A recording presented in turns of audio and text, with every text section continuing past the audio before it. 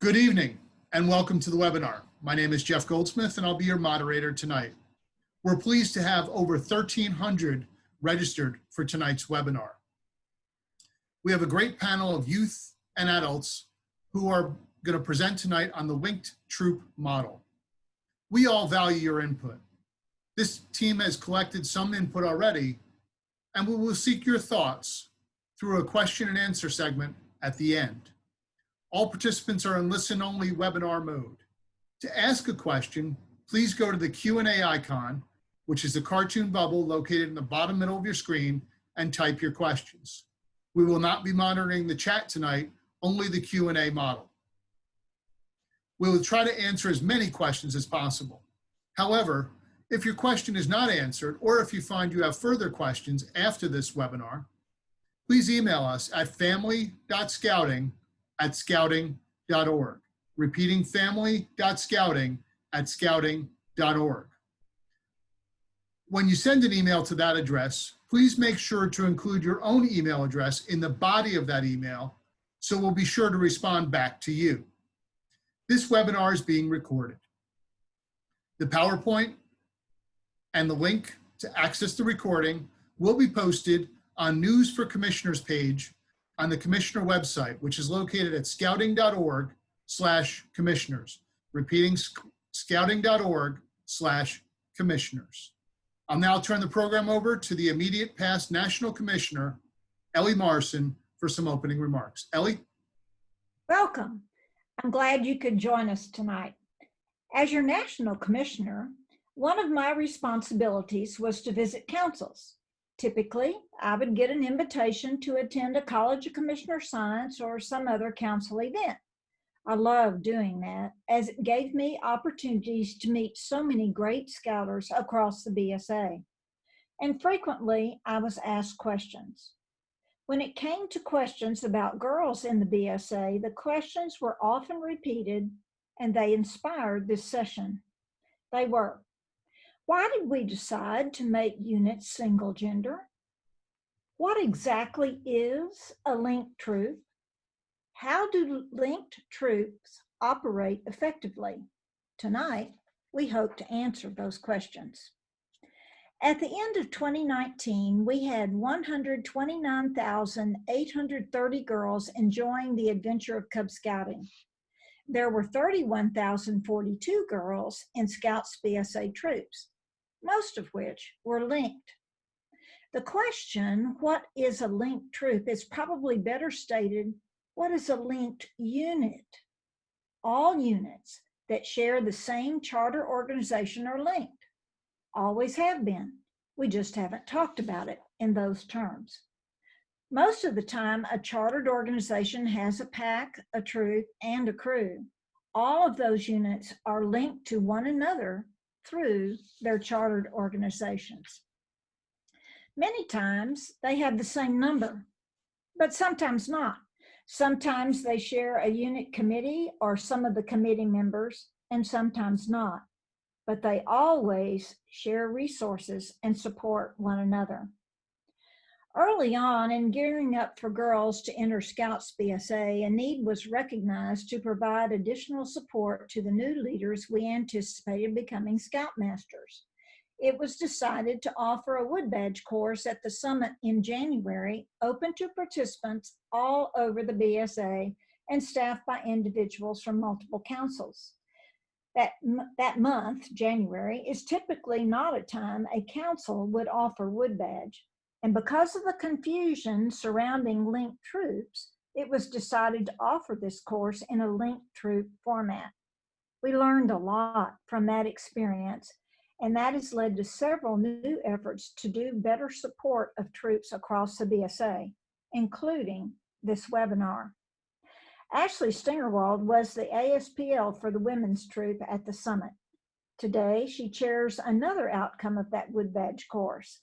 She chairs the Scouts BSA Task Force on Gender Diversity and Inclusion. Ashley, would you tell us a little bit about what you learned at that linked troop experience? Absolutely. Thank you for the introduction, Ellie, and thank you all for being here tonight. I know it's Sunday night and everybody's getting ready for work tomorrow, but thank you for your commitment for scouting and for being here. So as Ellie said, I was the assistant senior patrol leader for the female troop at the Linked Wood Badge course. And the way it was set up is that there was an entire troop of females, female participants, female staff, and there was an entire troop of male participants and male staff with a mixed gender linked troop committee, very similar to what the youth experience. So in part of this Wood Badge experience, we were asked why go with the linked troop model? One, practically, it gives a viable model for larger councils that run several different courses throughout the year to increase the number of participants who are able to experience this amazing leadership opportunity. Two, it's exactly what the youth go through. Our youth are set up in this model, so to be able to put adults in the same type of situation is a really great learning experience. As an adult, I've not had many opportunities to experience the fellowship, the mentorship that comes from being surrounded by like-minded women, especially in scouting. From the female perspective, the Linked Troop Model Wood Badge course provided both the staff and the participants a very enriching experience where we could authentically ask questions, make genuine friendships, develop a network, and find and provide mentorship to other women in scouting. Sometimes adult female leaders find themselves being the only woman in the room. This powerful experience gave us a greater perspective of our own good work in the program and how much we are welcomed and included in the scouting movement. On the screen is some of the feedback that we got from participants. Some of the feedback was very positive. It seems being in a single gender environment pushed some of the participants out of their comfort zone to try on some of this hands-on scouting skills that sometimes we may defer to someone that we feel has more experience. It also fostered a very supportive and trusting atmosphere, which allowed for open and honest discourse. Some of the conversations also brought up some challenges. One common thread that many women, being the lone female scouter and part of a very small group, some female youth felt unwelcomed or not valued when they went to summer camp or other council or district scout activities. There were stories of unequitable treatment in regards to equipment, space, and behavior by youth, parents, and other scouters, and even professionals. One of the questions in the chat was from Kim, who wanted some advice on this, and we will get to it, Kim, so hang tight.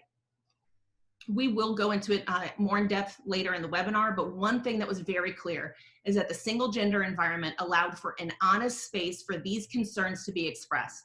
Many of these women were the only female in their unit and did not feel comfortable having these conversations back home. This is partly why the Linked Troop model was chosen for introducing young women into the Scouts BSA program. I'm also glad to say, and I think the ink barely dried on the paper today or previously this week, is that Scouting U has approved another one of these Linked Model Wood Badge courses that will be in January 2022 back at the summit.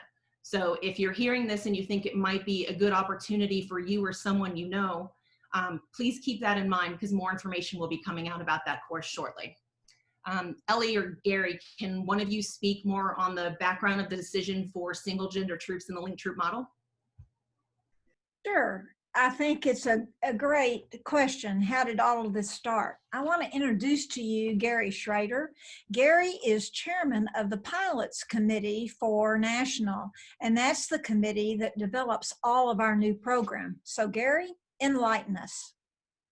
Thank you, Ellie, and good evening, everybody. We really appreciate you taking time out of your busy schedule to learn about linked troops and how best we can make this work for all of our scouts. We know everybody is very interested in doing this. The team that I lead was tasked with bringing this project to fruition a long time ago. We spent a lot of time doing research before we even began to put our own policies and procedures together. And we studied a lot of other countries, and some are listed here. I can also add South Africa to that list. It was very enlightening because a lot of other countries had done this in the mid-1990s or the early 2000s. And they all shared one common result that was frankly a bit startling and disappointing to them and also for us to learn. And that is most of them went straight to co-ed. And they had another result, is that almost all of them across the board lost around 30% of their membership. Well, that's of course not good news. No organization wants that, and that has its own very profound challenges with making an organization work. So we dug into it. We found out it really looks more like this, that they had added girls in some proportion, not equal to the number of boys, but the overall number of boys had generally dropped in half. And that was very disconcerting because we're still the Boy Scouts of America, and we don't want to do anything that negatively impacts our boys. Yet at the same time, we felt a very urgent need to make sure that we opened up our program to the girls. So the question is, how do we do that? So let's look at what we learned and try to understand the why of this outcome that we are seeing in others. And we also found some examples in the United States where this had also happened. And for that, I've got this little graph that kind of is just a conceptual explanation, and it describes maturity levels. And think of maturity in the broadest sense. That could be verbal skills, emotional intelligence, social skills, and all the kind of collective aggregate measures that we may use to determine maturity. And when boys or girls are young, in the early Cub Scout years, it's pretty much the same. It stays that way until they're around 10 or 11, about the time that they're going to move into Scouts BSA. At that point, the girls start to mature earlier, and the boys don't keep up. And this is something that's intuitive to all of us. We just see this, we know, we understand it, but yet it has very significant implications for us as an organization, how we design our programs and the choices that we make. And if you notice, it really spreads out in the age 13, 14, where the boys are just not catching up with the girls. But we also know that by the time they get to around 17, the boys have pretty much caught up. It might not be 100%, but they're getting pretty close. And over time, of course, that changes. But I want us to go back and talk about what's going on right here in this kind of maximum split. And I want us to look at it from two perspectives. I want to look at it from the boys and also the girls. So first, the boys. We're going to talk in a few minutes about some unique characteristics that boys have. And a lot of that, of course, doesn't show until they start to have more maturity. So if you're a boy and you are in a patrol and you have some girls that are your age in that patrol, and the girls want to take over the leadership responsibilities, pretty much the boys are going to let them do it. So even if the boys are interested, they're not able to keep up in that stage very well. So the challenge for the boys is they're probably not going to get their share of leadership opportunities. We know how important that is to our program and also to character development. So not surprising, a lot of the boys vote with their feet during this age bracket, and they vote with their feet by staying home. They don't come. And we saw this across many cultures, and it was very consistent. Now let's look at it from the girls' perspective. I'm going to tell you a story of Katie. Katie was the venturing president of our venturing crew, and she and a group of her friends had joined as an entire Girl Scout troop that joined the venturing crew when they were old enough to do so. But yet in the first year and most of the second year, they did not do a single thing with the rest of the crew. They went to Florida Sea Base. They went to Maine Matagamon, which is a high adventure base, canoeing. They did some other things. They did some camping on their own. But when you ask them why, it was very clear that they were still trying to understand who they were, trying to understand their identity. And that's the normal phase and stage that they should be at. They also were not ready to deal with older boys when they were still growing into young women. So it just wasn't a time, place that they weren't comfortable. Katie made a real point of telling me when she learned we were working on this. She is now a very successful nurse and manager in a major hospital in the Mountain West. And she made a point of calling me up, just to let me know how important it was that they had that time to themselves to understand who they were and to get their confidence up and be ready to then deal with all the other dynamics of having the co-ed aspect of a venturing group.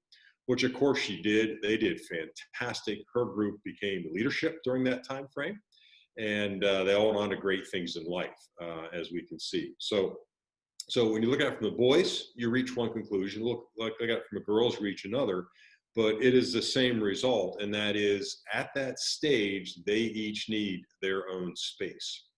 So let's then talk about what should that look like on that earlier kind of chart that I showed. If we start with 100 boys at the beginning of this, we really need to avoid this scenario where the girls are not comfortable and the boys are not comfortable, each for different reasons of their own, but rather create what I call this new future that we can work to create, where we have single gender program for the boys and single gender program for the girls, and play to the strengths of each and identify and understand the ages and stages that they're at. This is not a new topic, and I thought just for fun, I would add this, that Baden-Powell, even before Boy Scouts were formed in the United States, he had this idea of scout mistresses. He talked about some of the things about the development. They had a big gathering. I think today we'd call it a jamboree in the Crystal Palace in London. I think that was either 1908 or 1909, again, before we were formed in the US. And he found out, to his surprise, that 6,000 girls had registered in what was presumably a boys program, and they had just put their first initials in. So we've been talking about this for a long, long time. And like I said, I just put this in for a little fun.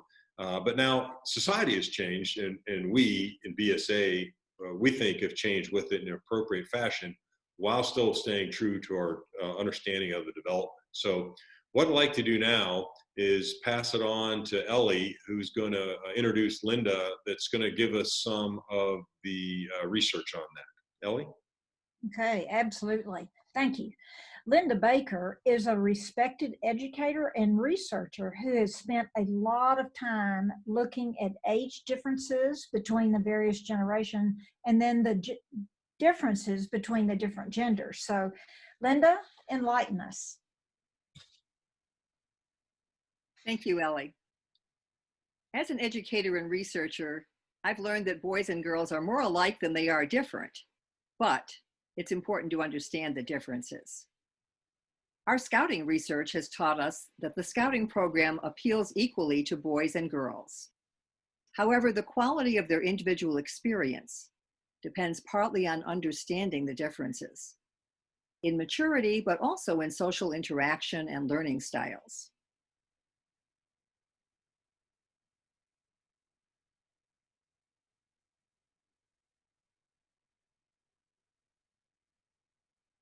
Gary noted the differences in physical and social maturity at different ages. From the educational perspective, we see significant gender disparity when children are entering kindergarten. If you look at the graph, you'll notice that they come back together and are much more alike by the time they're 8 or so. And then we see disparity developing again as they prepare to enter middle school. And that disparity continues as they start high school. These times correspond with entering Cub Scouts as Lions, and then later as youth transition from Arrow of Light into Scouts BSA, continuing through the ages at which they would assume some level of troop leadership. The book Why Gender Matters by Leonard Sachs, who is a pediatrician as well as a PhD, outlines some of the many ways in which gender matters. Of particular significance is how youth interact with each other. For girls, the focus is on other youth around them. But for the boys, the focus is typically on their shared interest in a game or activity. Boys see games or sports as central to their relationships, while girls see those activities as an excuse to get together. Conversation is central to the girls' relationship, while it's often unnecessary in the boys' relationships. Hierarchies and ranks help organize the camaraderie for boys, but girls see rank ordering as destroying the friendship.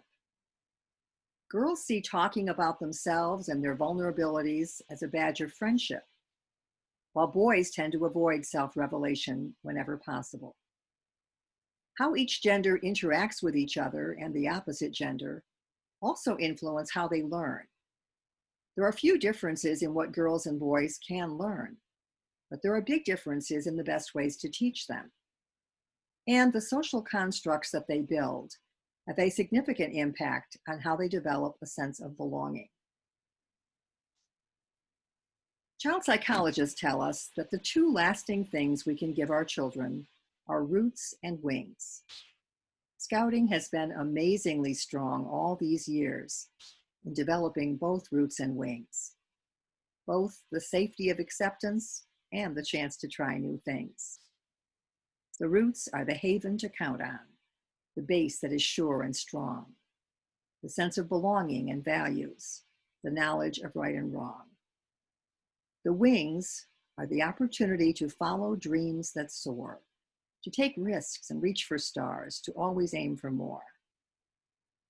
We've learned that both boys and girls feel a stronger sense of belonging and are more willing to try new things when they are in groups of only boys or only girls, particularly at middle school age and in the early years of high school.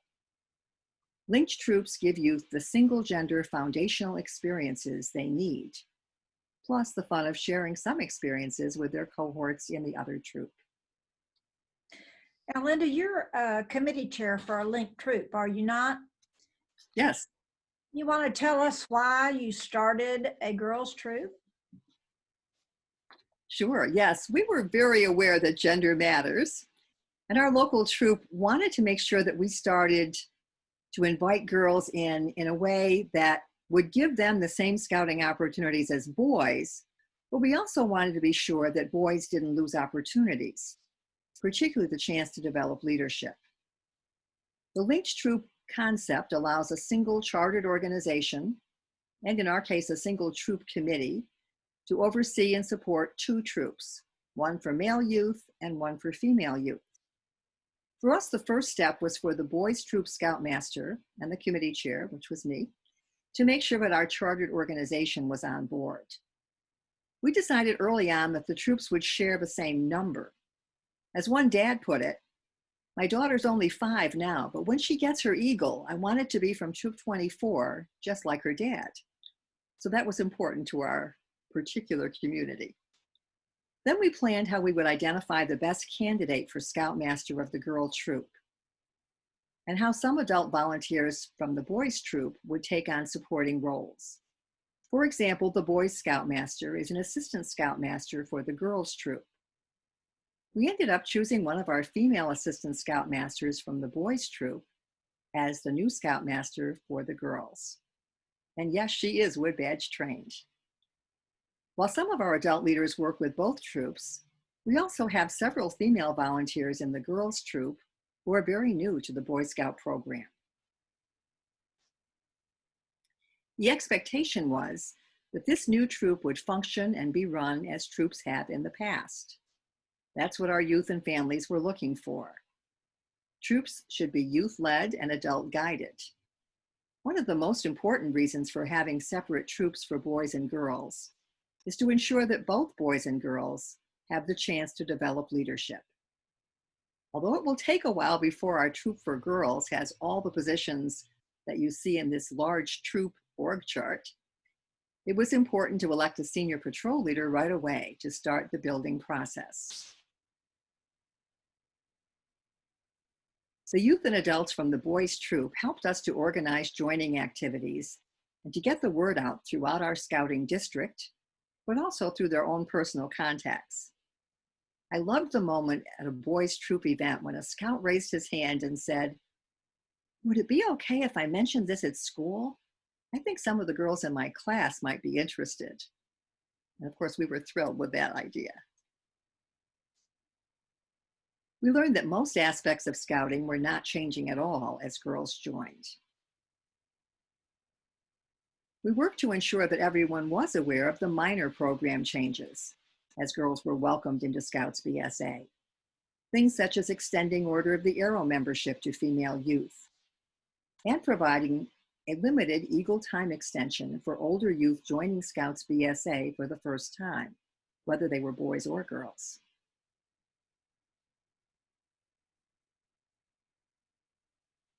All aspects of the program, the inspiration, the fun, the friendships, and the adventure, are now available to both boys and girls. And we've seen amazing program being planned and delivered by our linked troops.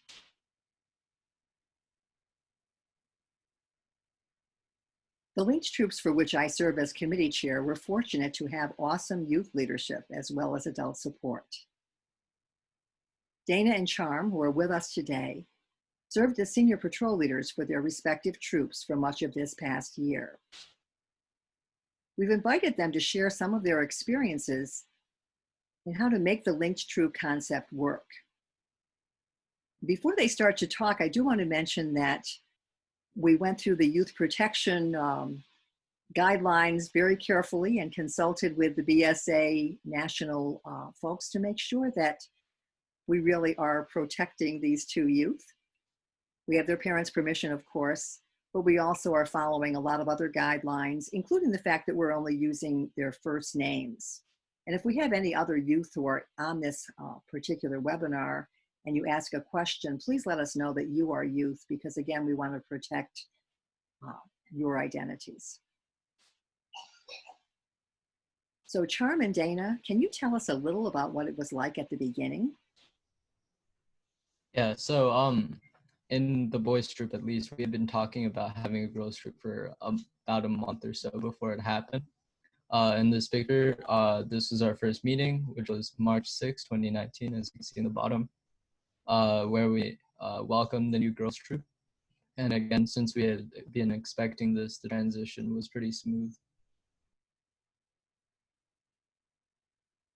So in the beginning, we had 7 registered girls, and we chose to name our first patrol for our new troop, Rosie the Riveters. In the first few months, we learned to work together as a team and establish a group dynamic.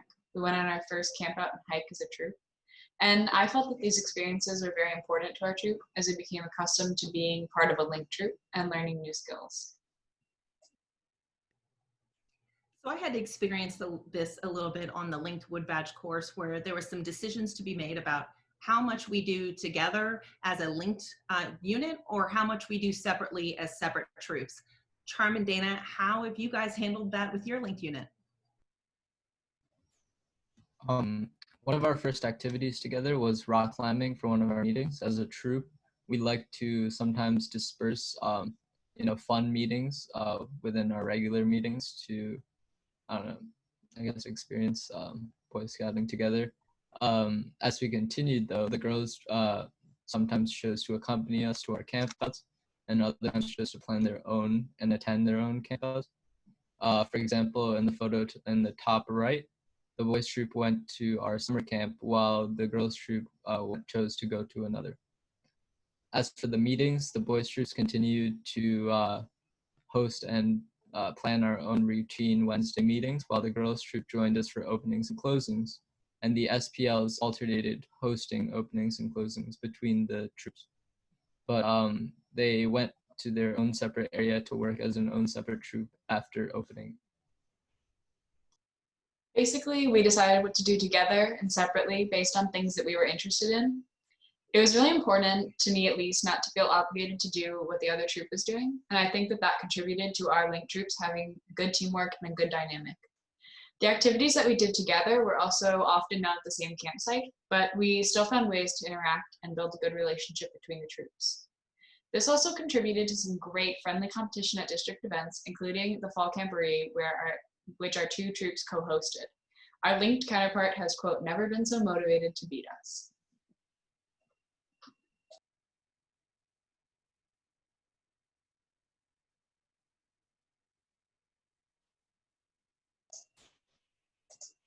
Sorry, I had to unmute.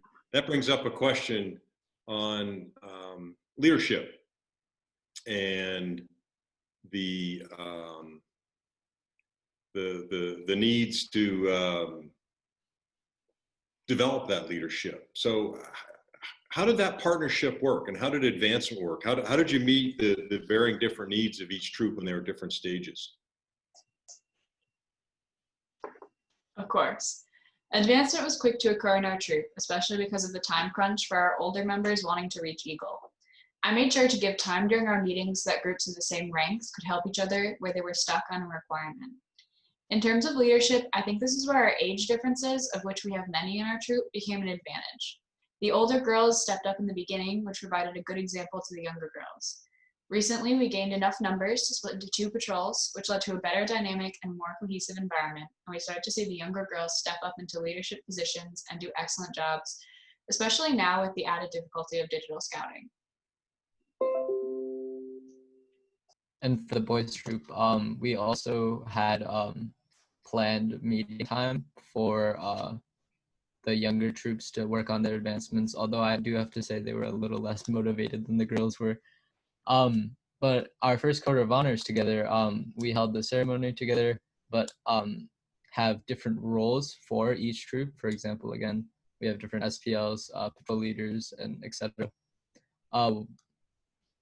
With the linking of the girls troop, we continued to work on our advancements for the younger crossovers during patrol time and off it as well.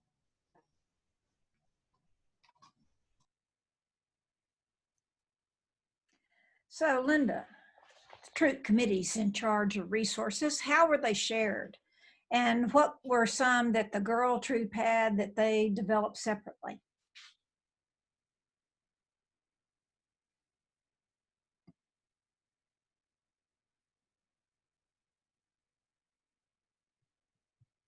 Linda, you might be muted.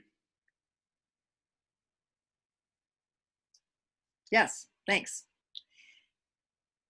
So we developed a philosophy long before the girl troop was started that whenever a new youth joined, they would have a chance to enjoy all the troop resources, even though they had not been part of raising the money to obtain those resources. When we decided to start the troop for girls, we felt that that shouldn't be any different for them. We also realized that members of the girl troop could be part of general fundraising moving forward. So we did some fundraising together, and we continue to do that. That being said, the existing troop gave the girls some seed money so that they could start developing a budget immediately. And they could conduct their own additional fundraisers. And then they could purchase anything special that they felt would be high priority. By the way, the same troop committee member and finance team oversee the accounts for both troops, although the girls do have a separate bank account.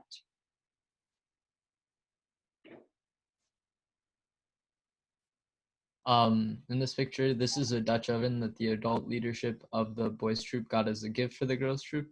In our troop, Dutch ovens are an important staple of our troop meals, so we thought the engraved Rosie the Riveter logo was very appropriate.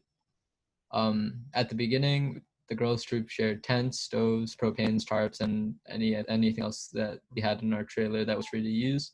And they were certainly welcome to share these resources with us for both the campouts that we shared and the ones that we didn't. I found our link troop as a whole to be very good about the sharing of resources.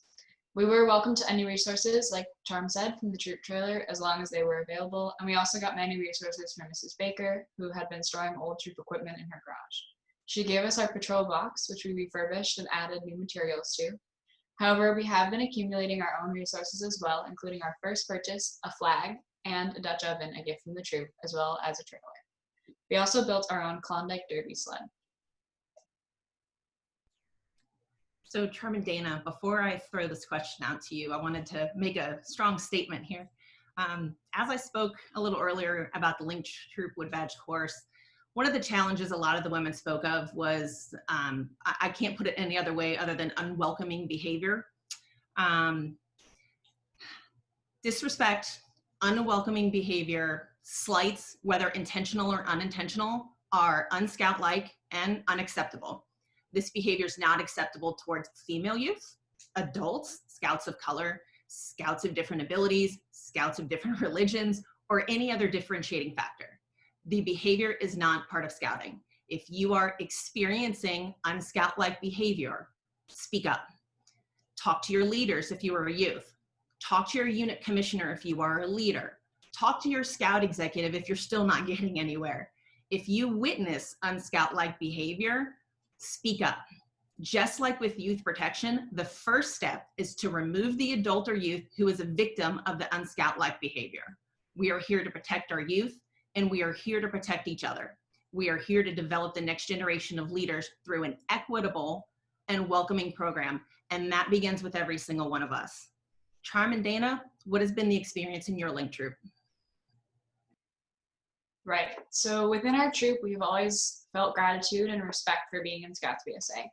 In both troops, there is always an equal level of respect at meetings and activities, which made the girls feel very welcome. Our leaders were shown the same respect from both boys Scouts and their adult peers, which allowed our troop to excel within the district. I think that this is definitely a cornerstone of establishing a successful Link troop. Although we never experienced blatant or public disrespect, at summer camp, there were definitely some Scouts that were not pleased with our presence. However, this was to be expected, as allowing girls into scouting was a positive yet controversial decision for BSA. But it didn't stop the girl troop from being successful and having fun at summer camp and at other activities. Yeah, and for the boys troop, we were expecting the link of the girls troop. So the expectations for the boys had already been made very clear before the first meetings happened. But I do have to give credit to the boys of our group because they had absolutely no problems before and after the linking, and I think they took it in stride. And we continued to plan and attend activities with the same level of vigor as before.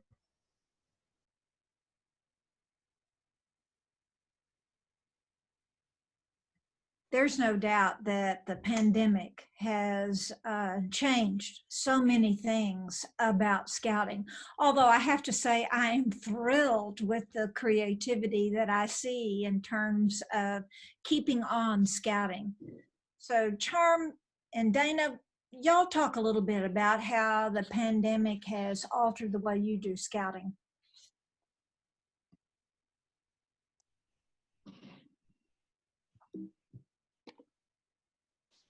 So, of course, the pandemic has changed how we do everything in life. But in our troop, we have switched to using Zoom meetings twice a week to meet as a troop and then as patrols. We had an entire Link troops meeting with boys and girls for announcements, and then the Link troops broke off for troop meetings to go over challenges and advancements, kind of like how we would do it if we were meeting in person. Then both troops had their patrols meeting throughout the week to work on merit badges, planning, and advancement. As the girls troop had just split into patrols, I felt this was actually a good chance for the patrol leaders to learn to lead in a controlled environment with digital aids such as PowerPoint to give their meeting structure if they wished for that. Because of this, I think that they will come back in person as better leaders. I had the chance to plan and MC a combined virtual court of honor as well, which was a new experience for our troop and for myself. And for the boys troop, we have, again, like Dana said, we have a unit meeting on Wednesdays with the girls joining us for opening announcements and anything that's pertinent to the entire, or both troops rather. And afterwards, the boys troop would work on scouting related activities to possibly merit badges, like in a regular meeting. Then each patrol would plan and attend their own meetings a different night each week to deal with their patrol affairs. And after serving as senior patrol leader for a year, I had the unique opportunity to move as the guide during this time of pandemic and help the new scouts work on their advancements. We have our own Zoom meetings and as a patrol to work on advancements, and that's just mentioned now, or just now, sorry. I have to give credit to Dana for planning a wonderful online court of honor for both troops. And like in the picture, both troops also participated in a scout challenge where there were levels of scouting related activities to keep everyone engaged.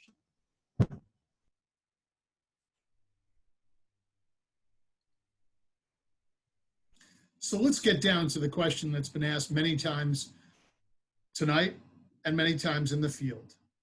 One of our most frequently asked questions: are we going to move to mixed gender troops, or does the BSA value the separate gender experience for Scouts BSA? How about we go to Gary and Ellie on that question?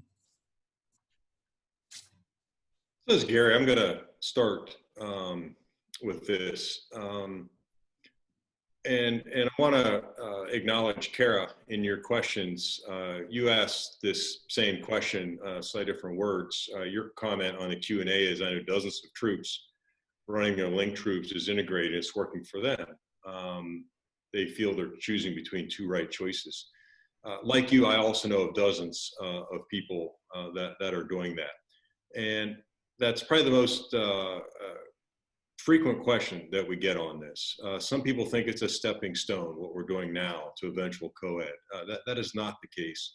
You know, if you look at the information that Linda presented, and you look at that kind of overview that I had on there as well, that works great if you're like Charm and Dana, and you get enough boys and enough girls to have that dynamic at play. Well, also, there's a lot of places where they started with 1, 2, or 3 girls, and they really didn't have a lot of options. If you think about what makes scouting work, I call it the secret sauce on this slide. You know, that's what's always made it work, is that having that youth led. But we know that the dynamic between the boys and the girls is not an equal, fair balance, if you will, of capabilities during certain time frames. At various times, the girls are on the short end of that, or the boys could be in the short end of that. Now, I understand that some leaders think they're managing that, and I get that. And I think some of them are actually pretty good at that. But it doesn't change the fact that we have different ages and stages, and that they need room to spread their wings without the limitations of others, just like the example I gave with Katie. So the data is clear. So the final kind of evolution, if you will, of this is where we started in BSA, and that is with single gender standalone troops. Now, they can share a committee, can share all sorts of resources as you see fit, and how you choose to share those is a lot of ways up to yourself. But single gender is not a stepping stone. Matter of fact, it's completely flipped. If somebody, like the examples you give, or a lot of the folks I know, don't have enough girls to have a functional patrol and a functional troop, the stepping stone is the step you're in so you can recruit enough girls and have a fully standalone program. So there is no intention that that our future has mixed or co-ed from a policy standpoint. There's a lot of compromises there. What you cannot see is the boys who don't come. You don't see them, and that's why I showed those charts the way I did. So yes, we absolutely value the separate gender experience. We have to make that secret sauce work. At the younger ages, it really works at that stage. At venturing age, different story, but if you look at the profile of venturing, the average age in a venturing crew is 17, and it's very clear. So I know, Ellie, you had some thoughts on that as well. So why don't you share some of your personal experiences? So, you know, I think a lot of times the things that Gary and Linda talk about sound like educational theory, but I'm watching it being played out before my very eyes. These are my grandchildren. He's 14 and she's 12. And I needed some pictures for Scouting Magazine. And so I asked each one of them to take a picture of what they needed to prepare for, if you will, for their spring break adventure. Eric went on a trek to Philmont, and Meg's troop went canoeing. Now, take a look at the difference in these pictures. Meg is ready for anything. Eric, well, I'm glad he's got a hat and a jacket. But that's the kind of way that they approach packing for an outing. They approach things differently in their units as well. Typically, Meg's group will spend a little time playing, if you will, before they get down to the task of the evening. Whereas Eric's group will get right into the business at hand. And that's just a difference that goes on. But here's what I worry the most about when you talk about mixing and being co-ed. Eric has been languishing at STAR, as he should. That's what boys do. They kind of wander around for a while and they don't become the men God planned for them to be unless they do some of that. Meg just made first class. So I kind of wonder, is Meg going to get to life before Eric does? And how's he going to feel about it? Now, he's going to get over that because, after all, she's his sister. But what if he had to watch a whole patrol of 12-year-old girls pass him up in rank? And remember how rank is important to boys. So for me, I think each one of them needs to have their own space to be who they need to be at the appropriate age and stage of their life. This organization made a promise to boys 110 years ago, and I don't want to break that promise. Ashley, what's your perspective? Oh my goodness, that's a lot. But in response to the feedback that we've gotten through webinars like this, through the feedback that we got, especially at that linked Wood Badge course, I like to throw out names and give credit where credit was due. So Scott Berger, who's the chair of the National Scouts BSA committee, tapped me to help lead this gender diversity and inclusion task force. And it's a huge privilege and it's a huge weight on my shoulders in the best way to try to make improvements and help you guys put on, or guys and gals, put on a great program for your scouts. The national office, both professional and volunteer, is working really hard to make themselves more transparent and accessible. And I think one of the, as much as we're all feeling Zoom fatigue, one of the great things that has come out from COVID is webinars like this that really put everybody accessible and within reach. The national office and your volunteers, we hear you. We're seeing these questions and I've got a whole notepad of them that I was like, I don't have the answer to, but I need to find it for you. We want to be there and we want to help you and we want to hear you. The introduction of females into the flagship Scouts BSA program has been a tremendous opportunity with great success. I mean, we've got Dana here tonight and Charm and the rest of the boy troop has been supporting them. That's exactly what we want to see. But it's also come with challenges and I'm seeing them in the chat box. The task force is working through webinars such as this one, which was coordinated by Linda Baker. Thank you so much. And we're coordinating some town halls that we plan to do across the country. Recently, we just did one last week at the Cascade Pacific Council that was put on by Kayleen Deathridge, who is a volunteer, and professional Claire Osterman. Again, got to give credit where they are due, and they did an amazing job. And the purpose of these is to listen. I think that's really important to know that you're being heard and that sometimes if we don't get to your question in the chat box, we're still trying to find the answer and I'm determined to find you to follow up later about it.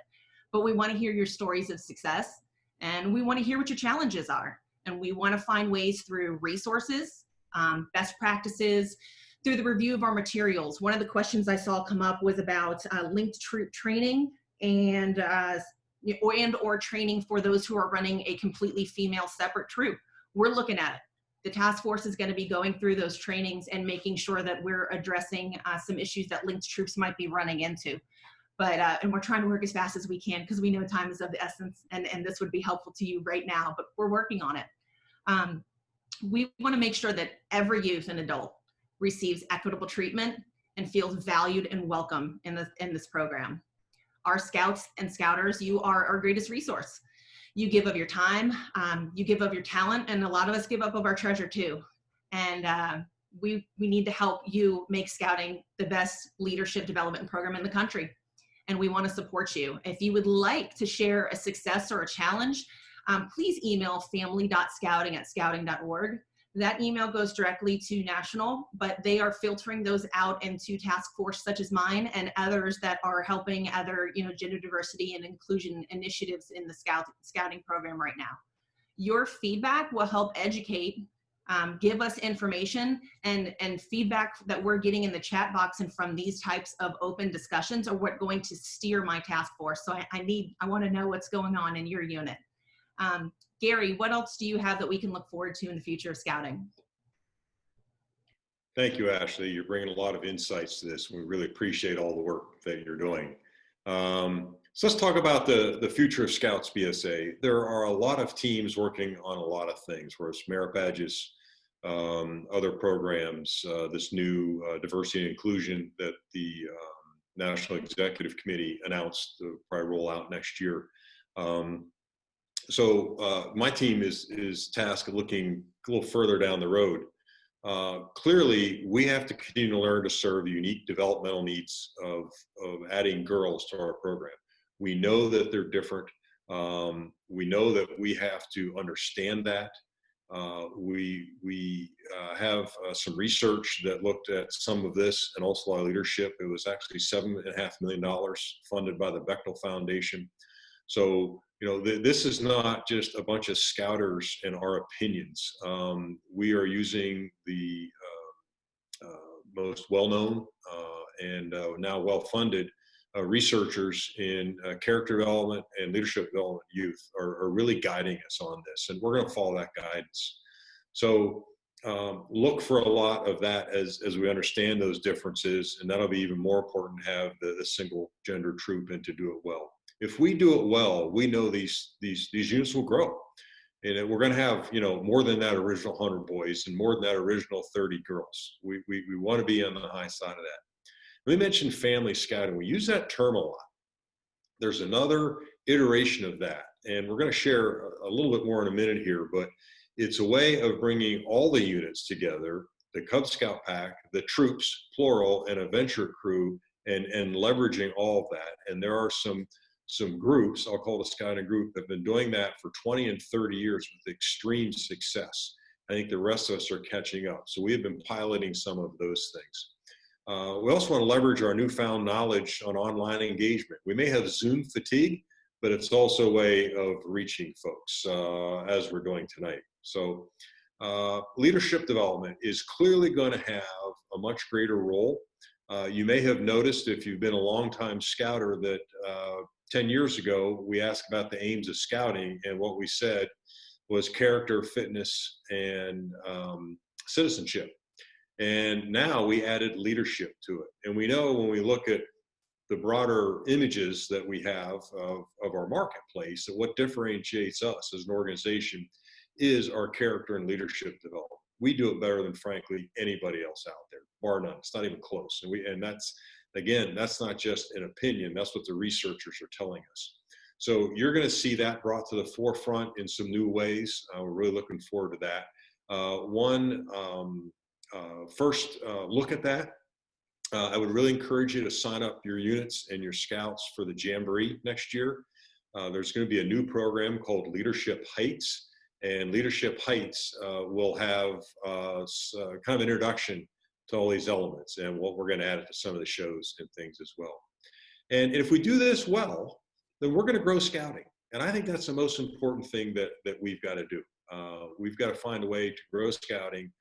We haven't done it lately, and we need to be in alignment with needs of our parents, needs of our youth, and be on that strong standing. And if we do that, then I think we can start to make the dreams, if you will, of our scouts and this organization and bring them into focus. So Ellie, I know you had some thoughts you wanted to share on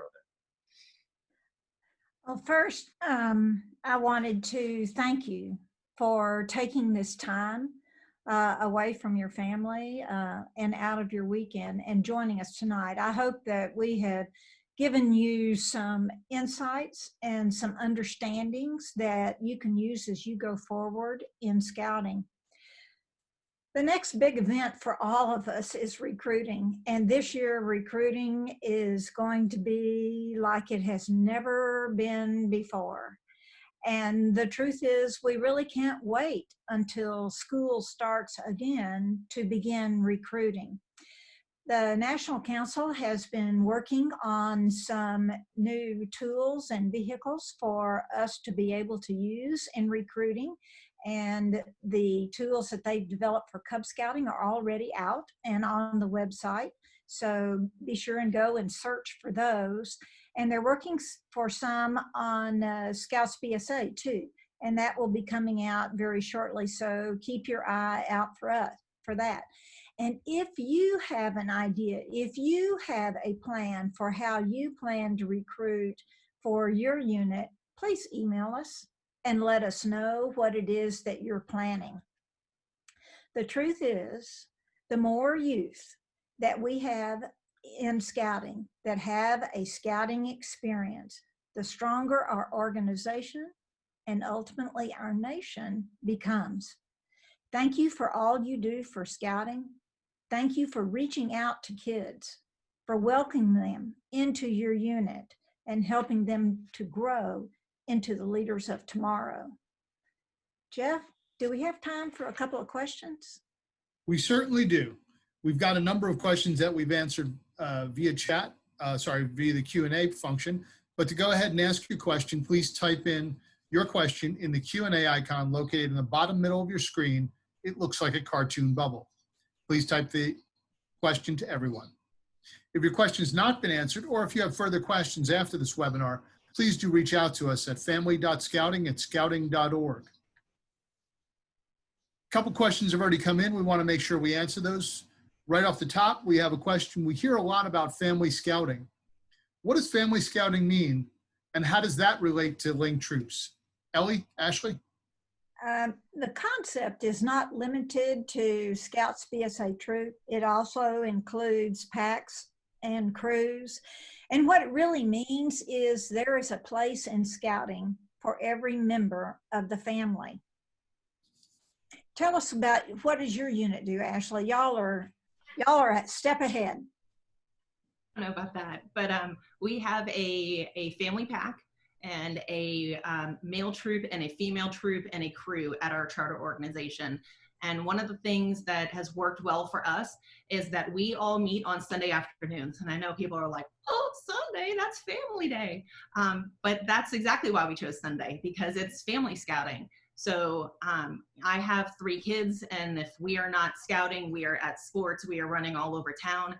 And the idea was for us is Sunday afternoons, the whole family can be in one place. We have a ton of partners who do scouting together. So it's not uncommon to see the whole family in uniform at our meetings. And by us meeting at Sunday afternoons at mostly the same time, everybody can be in one place.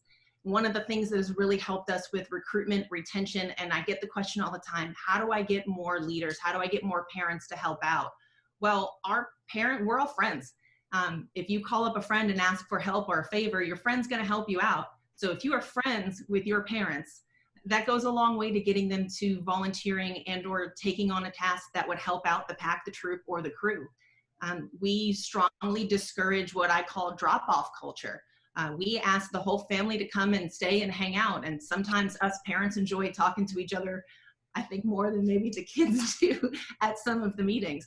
But it's become a very robust family atmosphere, which has not only helped recruitment, it has helped our retention during transition phases from that Arrow of Light phase into the Scouts BSA program, from the Scouts BSA program into venturing. So it's become a natural progression because everybody's there, everybody is visible, and it really allows opportunities for our male and female Scouts BSA to mentor our Webelos and Arrow of Light Scouts of both genders. So it's worked out really well for us. So if that's something that you think might work for your unit, it's worth having a discussion with all of the linked units together.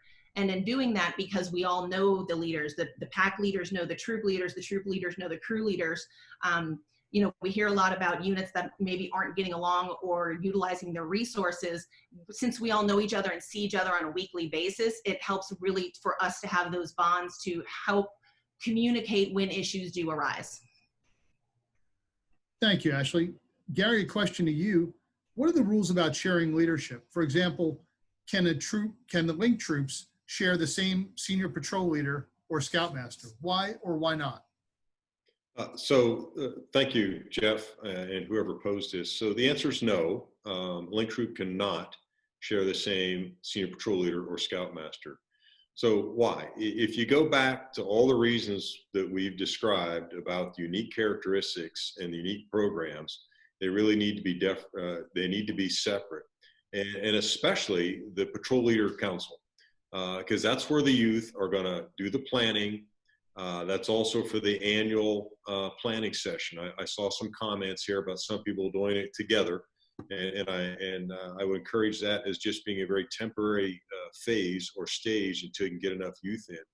But if we're going to allow everybody to have those experiences, that PLC and that annual PLC where you're planning the year is such a valuable learning tool for everybody that we want every youth to have that experience. We want them to understand it and do the whole thing. So I would have them separate, different times, different places, not all lumped together so they can all experience that.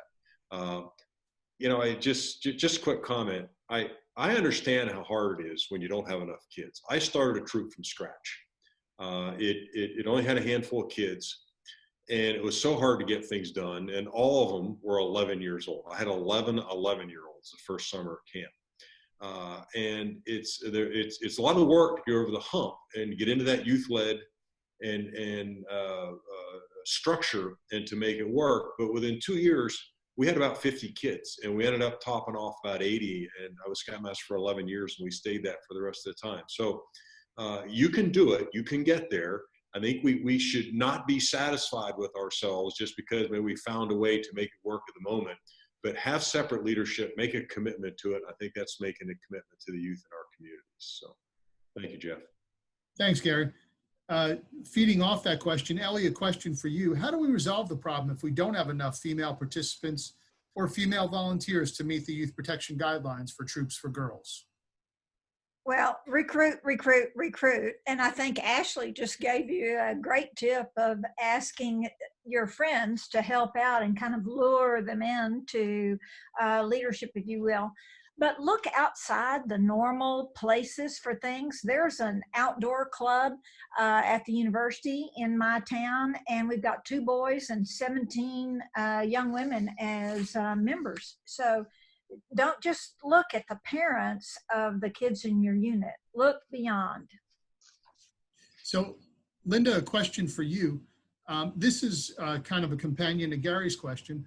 When we get over to the committee side of the house, can a link committee have 2 separate advancement chairs, one for the boys and the girls? And a follow-up question, unrelated but certainly related to the committee function, about separate bank accounts or one bank account.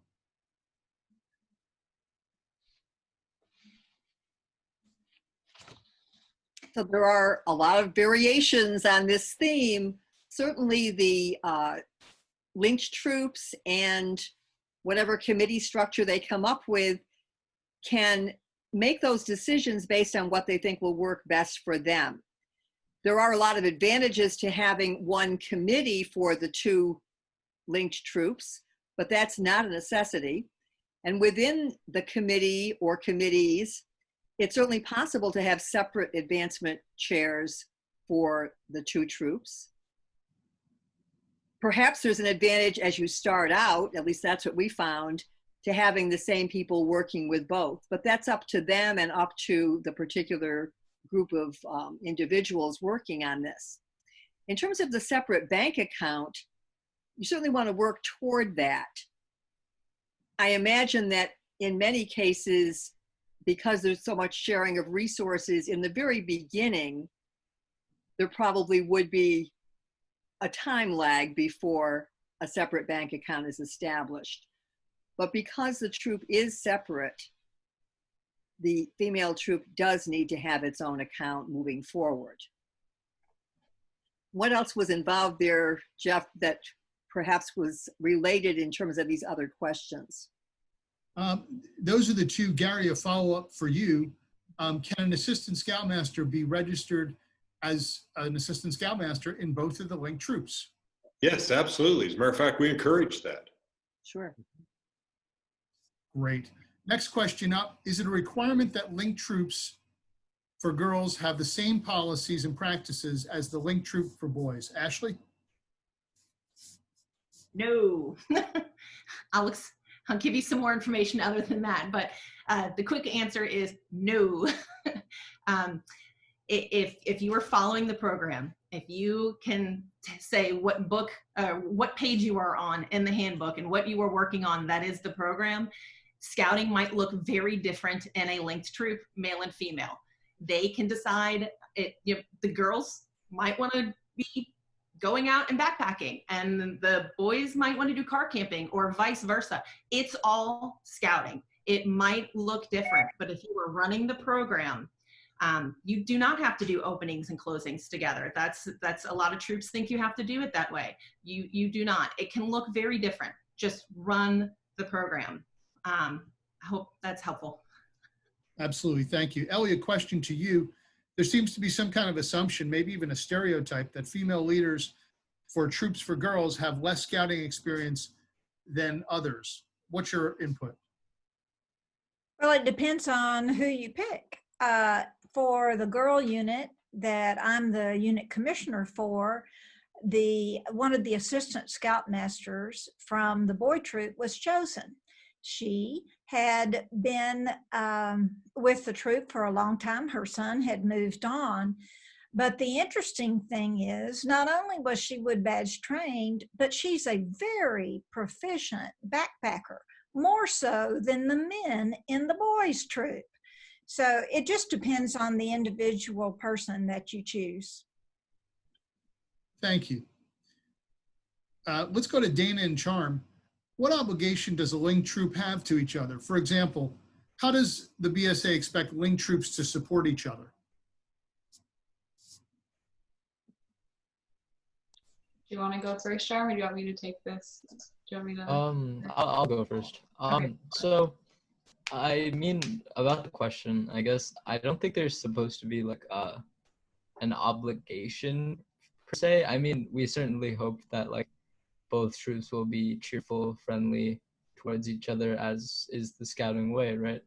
And like we do, the unit shares all of our resources, basically, like our trailer at first, and you know, our resources for camping and etc. Yeah, I would agree. Like Charm is saying, we should hope that it gets to a point where you don't feel obligated to help the other troop. You have a good relationship with them and you would like to help them.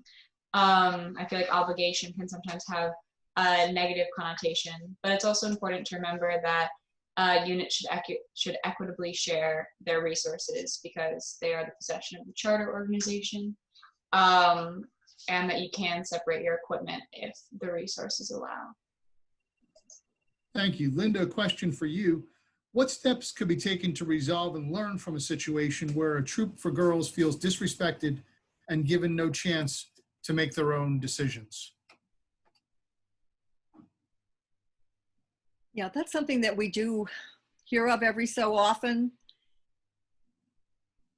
And it's not an easy situation.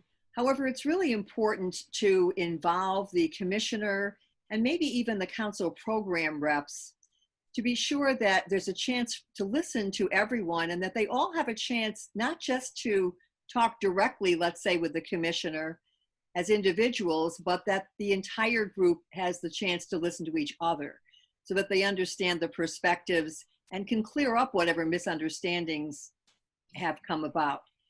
That would also give the commissioner or the council program rep a chance to discuss some practices, best practices that have arisen in scouting that can be shared so that others have an idea of how to do some things.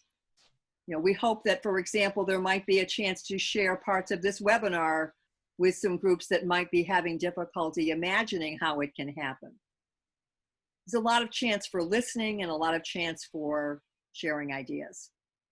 So Linda, a quick follow-up on that. Do you have any tips or advice on Ling troops that aren't getting along and need to share their resources? I really think that it's helpful to involve someone from beyond the troop, involve the commissioner, see what can be done in terms of understanding why the issues have arisen, what happened where they didn't understand something. So Ellie, naturally the next question is yours, dealing with commissioner service. What are the advantages for having Ling troops, what suggestions do you have for unit commissioners or district or council commissioners that can help with Troops for Girls? Well, I think that all relationships need nurturing. And so I recommend that the unit leaders, COR, unit commissioners all meet together on a regular basis just to visit and see how things are going, share experiences. Don't wait for there to be a problem or a crisis that has to be solved, but to meet regularly during the year. And that's my recommendation and something I hope to see. And I think there's also something that was great that was pointed out by one of our participants. Obviously, if all else, you certainly want to go to your district executive and professional staff in addition to consulting your commissioner staff. Thank you, Ellie. Next question came up.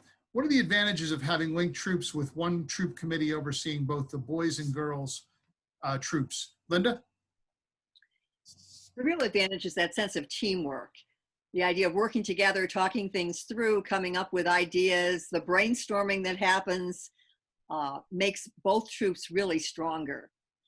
Of course, that's an option. It's not something that's required, but it also helps in terms of the use of resources. Sometimes new units feel that they're limited by their ability to find additional volunteers. But if they can already call on the volunteers who are in place with the other troop, then that's great. And it also helps to sort of model the behavior that we're expecting from our youth when they see that the adults are working together. So Dana and Charm, you guys are a great example.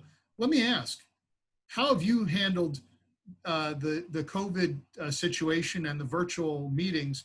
And has that changed with your linked troop model and how you meet and how you get together and how you operate? Yeah, I mean, because of the pandemic, obviously it has changed a lot of stuff about how we can meet and how we do meet. But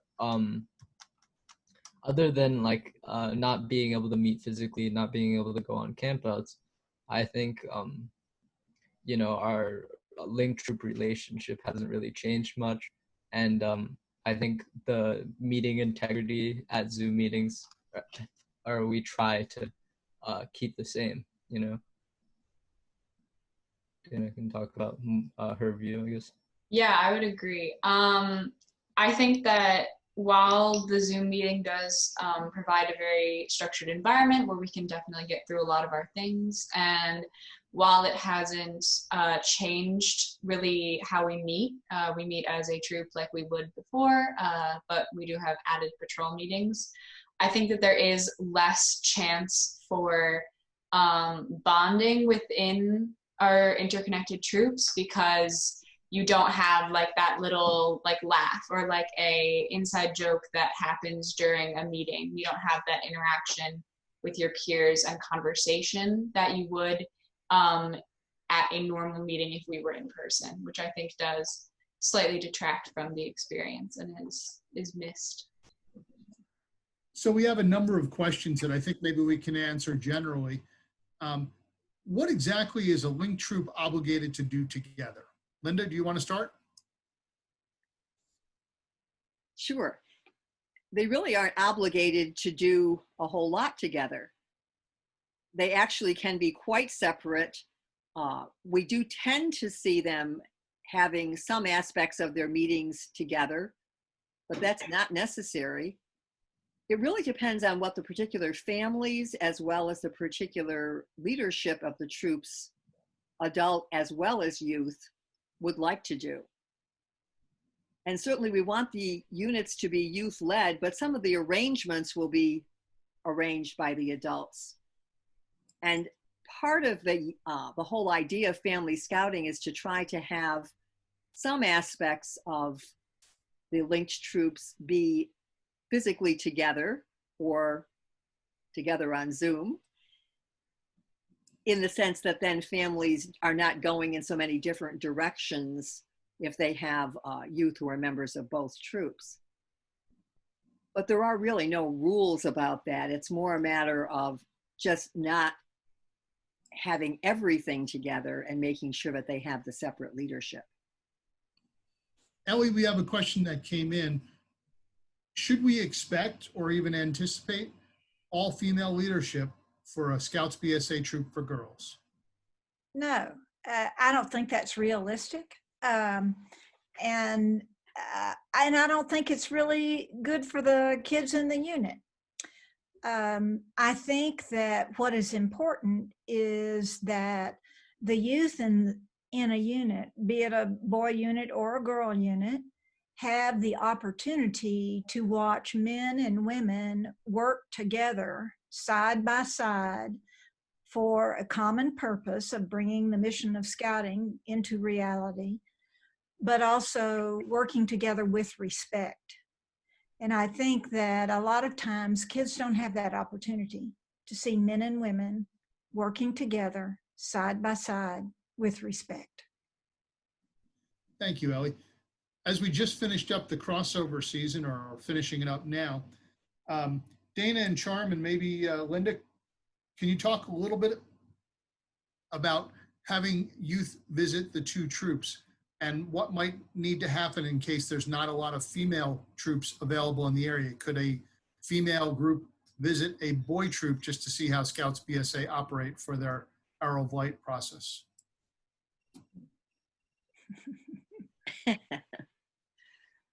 Linda, you want to take it first? Sure. And certainly they can visit whatever units they'd like to, and it probably would give them some perspective. We would want them to be sure, if they were female Arrow of Light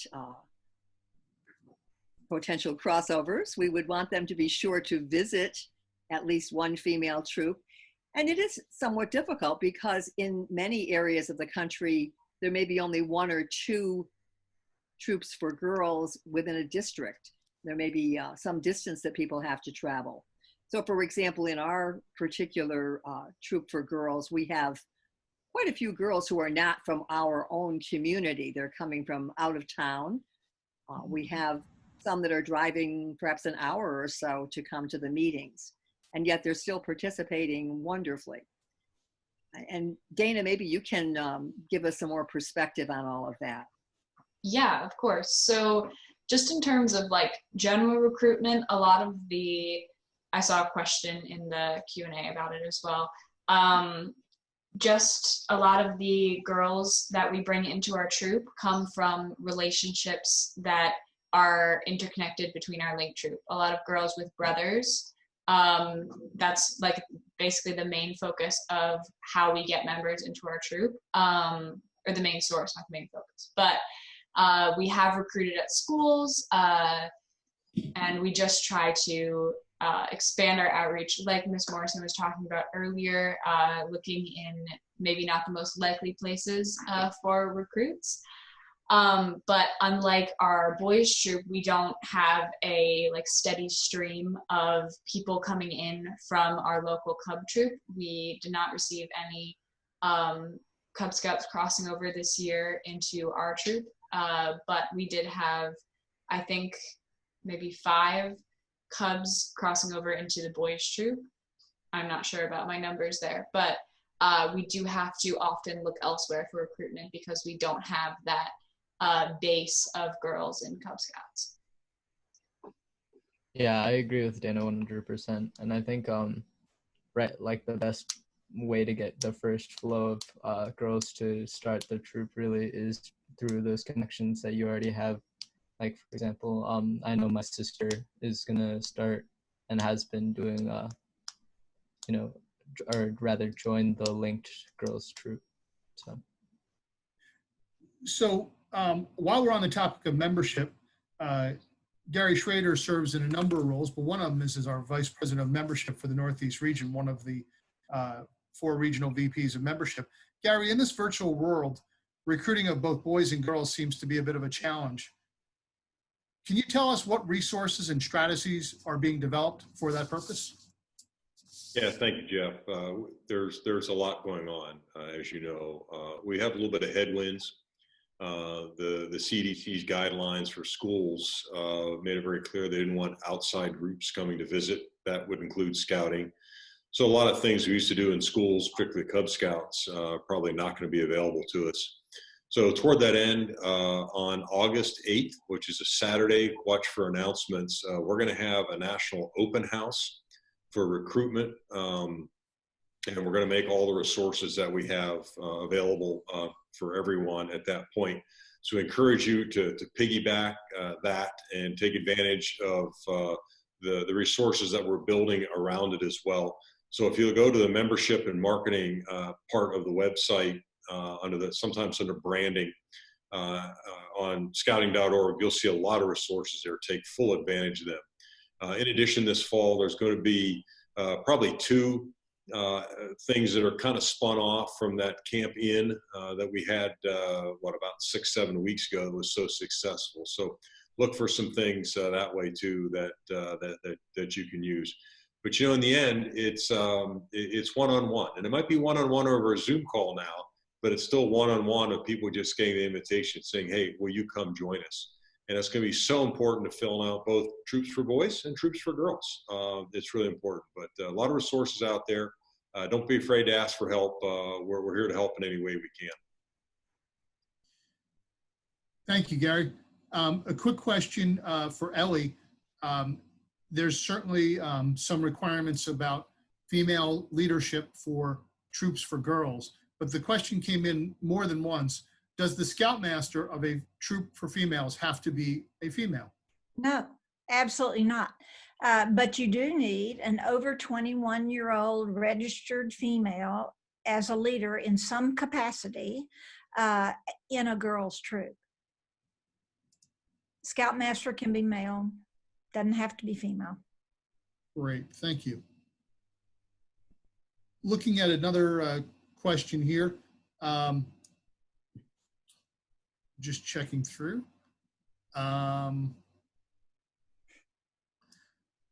Can a troop, and I think we've covered this a little bit, and maybe Dana or Charm might want to address this. What about shared advancement during the troop meeting or other activities? You did talk about a coordinated Court of Honor, but can the troops have shared advancement opportunities, the boys and girls linked troop? Yes, in our troop, if like the boys, for example, are doing a merit badge, and that's always offered to the girls, and it would be vice versa as well, if they want to partake in that and learn that. So yeah, I think whenever the boys work on something or we work on something, it's always welcome for someone else to from the other troop to come and participate in that.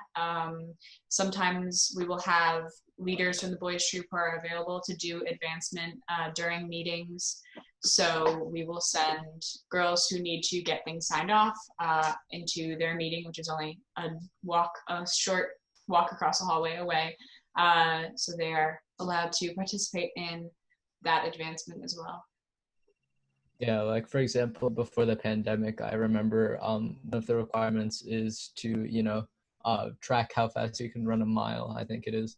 And I'm pretty sure that both the new Boy Scouts and the Girl Scouts both, ran it together. Great, thank you both. Ellie, a quick question to you. Would it make sense to have a unit commissioner assigned to the two linked troops together? A lot of times that's done with, frankly, all the linked units with a given organization. A lot of times you'll have one unit commissioner assigned to the pack, the troops, and the crew. And then sometimes it is preferable to have them different. So again, that's a question or a priority or a prerogative, excuse me, I'm stumbling over my words, too many Zoom today, of the district commissioner. The district commissioner makes those assignments, and both of those work. So we have a number of questions tonight that we're not going to be able to get to, largely dealing with questions of youth protection and other issues, possibly dealing with male and female coordinated issues. We'd ask if we don't answer your question tonight, simply because we're about to run out of time, please go ahead and send your question to family.scouting@scouting.org. We want to make sure that we do get you the right information. We want to make sure we address your concerns and issues. So please make sure to email family.scouting@scouting.org if your question wasn't answered tonight, or if you have a question that comes to you after tonight. On behalf of all the panelists, I'd like to say thank you for participating tonight. We found this session of value, and we hope you did too. We hope to see you at future webinars, meetings, or on the trail. Have a great night, stay safe, and have a great scouting year. Thank you all.